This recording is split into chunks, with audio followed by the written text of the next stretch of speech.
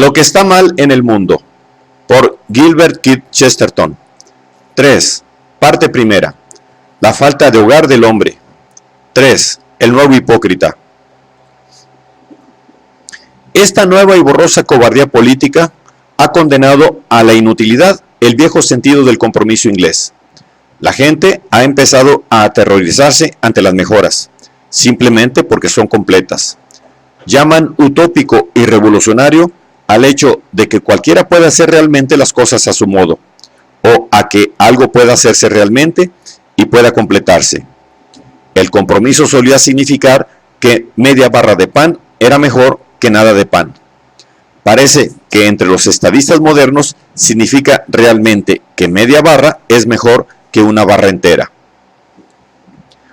Como ejemplo para ilustrar el argumento, expongo el caso de nuestras eternas leyes de educación. Hemos conseguido inventar un nuevo tipo de hipócrita.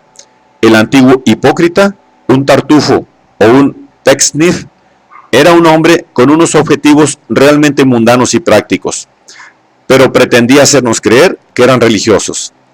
El nuevo hipócrita es un hombre cuyos objetivos son realmente religiosos, pero pretende hacernos creer que son mundanos y prácticos. El reverendo Brown, ministro wesleyano, declara firmemente que no le importa nada los credos, sino solo la educación. Mientras tanto, el más crudo wesleyano le desgarra el alma. El reverendo Smith, de la Iglesia de Inglaterra, explica amablemente, con modales de Oxford, que la única cuestión que le importa es la prosperidad y eficiencia de las escuelas, mientras que, en realidad, todas las malas pasiones del coadjutor rugen en su interior. Es una lucha de credos disfrazándose de políticas. Creo que esos reverendos caballeros se perjudican a sí mismos. Creo que son más piadosos de lo que quisieran admitir. La teología no ha sido suprimida, como suponen algunos, por considerarla un error. Está simplemente oculta como un pecado. El doctor Clifford desea un ambiente auténticamente teológico, al igual que Lord Halifax. Lo que ocurre es que es un ambiente diferente. Si el doctor Clifford abogara francamente por el puritanismo y Lord Halifax abogara francamente por el catolicismo, habría alguna solución. Uno espera que todos seamos lo bastante imaginativos como para reconocer la dignidad y originalidad de otra religión, como el Islam o el culto a Apolo. Yo estoy muy dispuesto a respetar la fe de otro hombre, pero es demasiado pedir que respete sus dudas, sus mundanos titubeos y sus ficciones, sus regateos políticos y sus frases.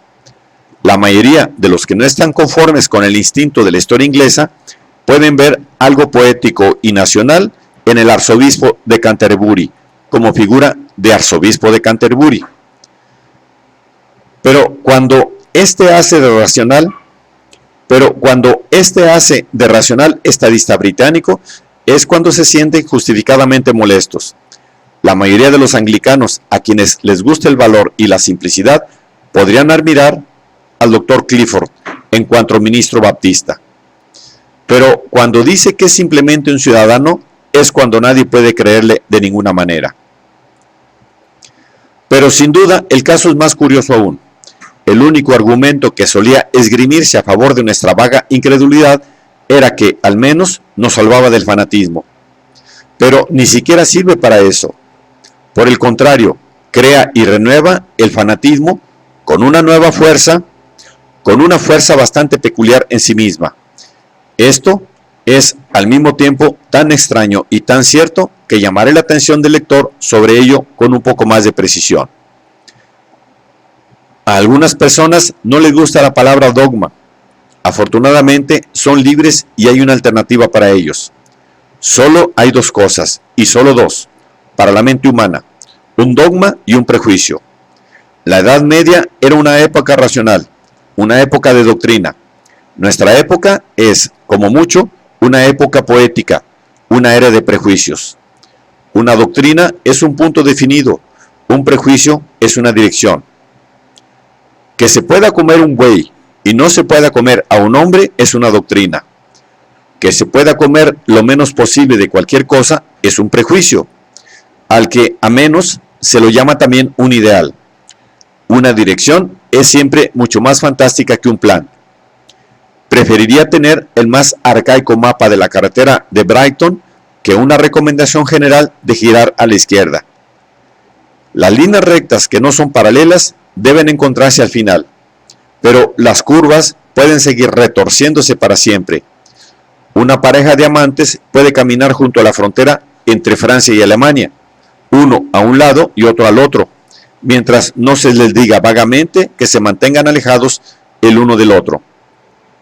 Y esa es una parábola estrictamente cierta sobre el efecto que produce nuestra moderna vaguedad, cuando pierde y separa a los hombres como si estuvieran sumidos en la niebla.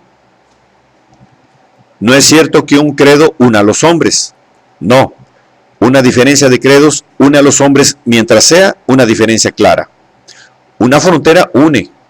Muchos magnánimos musulmanes y caballerosos cruzados debieron de estar más cerca unos de otros, porque ambos eran dogmáticos, que dos agnósticos desamparados en un banco de la capilla del señor Campbell.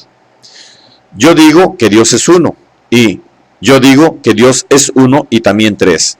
Es el principio de una buena amistad masculina y pendenciera.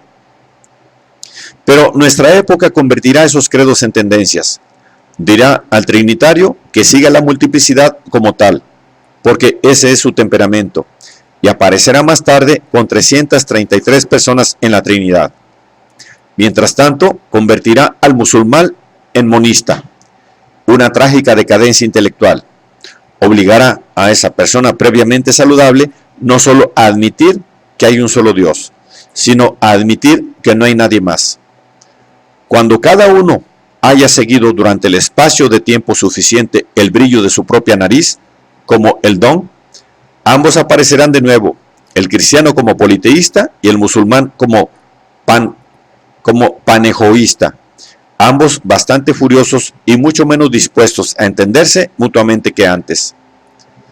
Pasa exactamente lo mismo con la política.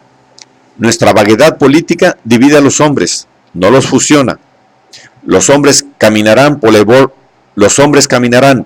borde de un abismo con tiempo claro, pero se alejarán de él si hay niebla. Así, un Tory puede caminar por el mismísimo borde del socialismo si sabe lo que es el socialismo. Pero si le dicen que el socialismo es un espíritu, una sublime atmósfera, una noble e indefinible tendencia, vaya, pues se mantendrá apartado, y con toda la razón. Se puede contestar una afirmación con una discusión, pero el fanatismo saludable es el único modo en que uno puede enfrentarse a una tendencia. Me dicen que el método japonés de lucha consiste no en la presión repentina, sino en el ceder repentino. Esta es una de las muchas razones por las que no me gusta la civilización japonesa. Usar la rendición como un arma es lo peor del espíritu oriental. Pero sin duda, no hay mayor fuerza a la que enfrentarse que aquella que es fácil de conquistar. La fuerza que siempre cede y luego vuelve. Esa es la fuerza de un gran prejuicio impersonal, como el que posee al mundo moderno en tantos aspectos. Contra esto no hay más arma que la rígida cordura acelerada, la resolución firme de no escuchar los caprichos de moda y de no dejarse infectar por las enfermedades. En resumen, la fe racional humana debe protegerse con prejuicios en una época de prejuicios, igual que se protegió con lógica en una época de lógica. Pero la diferencia entre los dos métodos mentales es notable e inconfundible. La diferencia esencial es la siguiente: los prejuicios son divergentes, mientras que los credos están siempre en colisión. Los creyentes tropiezan unos con otros, mientras que los fanáticos se mantienen apartados del camino de los demás. Un credo es una cosa colectiva, e incluso sus pecados son sociables. Un prejuicio es una cosa privada, e incluso su tolerancia es misantrópica. Lo mismo ocurre con nuestras divisiones ya existentes. Se mantienen apartadas del camino. El discurso Tory y el discurso radical no se contestan el uno al otro, se ignoran. La auténtica controversia, las disputas sinceras delante de un público normal, se ha convertido en algo muy raro en nuestra época. pues el auténtico polemista es, por encima de todo, un buen oyente. El entusiasta realmente ardiente nunca interrumpe. Escucha los argumentos del enemigo con tan buena disposición como un espía escuchará los planes del enemigo. Pero si tratamos de discutir en serio con un periódico moderno de política de la oposición, descubriremos que no se admite ningún término medio entre la violencia y la evasión. No tendremos más respuesta que la vulgaridad o el silencio. Un editor moderno no debe tener el oído atento que acompaña a una lengua honesta. Puede ser sordo y mudo, y a eso se le llama dignidad. O puede ser sordo y ruidoso, y a eso se le llama periodismo mordaz. En ninguno de los dos casos hay controversia alguna, pues el objeto de los combatientes de los partidos modernos es golpear fuera del alcance del oído. La única cura lógica para todo esto es la afirmación de un ideal humano. Al enfrentarme a ello, trataré de ser tan poco trascendental como pueda sin faltar a la razón. Baste decir que a menos que tengamos alguna doctrina sobre la divinidad del hombre, cualquier abuso podrá perdonarse, ya que la evolución puede hacer que resulte útil. Es fácil para el plutócrata científico mantener que la humanidad podrá adaptarse a cualquier condición que ahora consideramos mala. Los antiguos tiranos invocaban el pasado. Los nuevos tiranos nos dirán que la evolución ha producido el caracol y el búho. La evolución puede producir un trabajador que no requiera más espacio que un caracol y no más luz que un búho. El empleador no tiene por qué preocuparse por mandar a un kafir a trabajar bajo tierra. Pronto se convertirá en un animal subterráneo, como un topo. No tiene por qué preocuparse por mandar a un buceador a contener la respiración en los profundos mares. Pronto se convertirá en un animal de las profundidades. El hombre no tiene por qué preocuparse por alterar las circunstancias. Las circunstancias pronto alterarán al hombre. La cabeza puede ser golpeada hasta que se adapte al sombrero. No le quiten las cadenas al esclavo. Golpeen al esclavo hasta que olvide las cadenas. A todos estos modernos argumentos a favor de la opresión, la única respuesta adecuada es que hay un ideal humano permanente que no debe confundirse ni destruirse. El hombre más importante de la tierra es el hombre perfecto que no existe. La religión cristiana nos ha revelado la cordura definitiva del hombre, que debe juzgar la verdad humana y encarnada, dicen las Escrituras. Nuestras vidas y leyes no son juzgadas por la divina superioridad, sino simplemente por la perfección humana. Es el hombre, dice Aristóteles, el que es la medida. Es el Hijo del Hombre, dicen las Escrituras, el que juzgará a los vivos y a los muertos. Por lo tanto, la doctrina no provoca disensiones. Por el contrario, solo una doctrina puede curarlas. Pero es necesario que nos preguntemos de manera general qué forma abstracta e ideal que adoptaran el Estado o la familia podría saciar el hambre humana, dejando a un lado el hecho de que podamos conseguirla o no.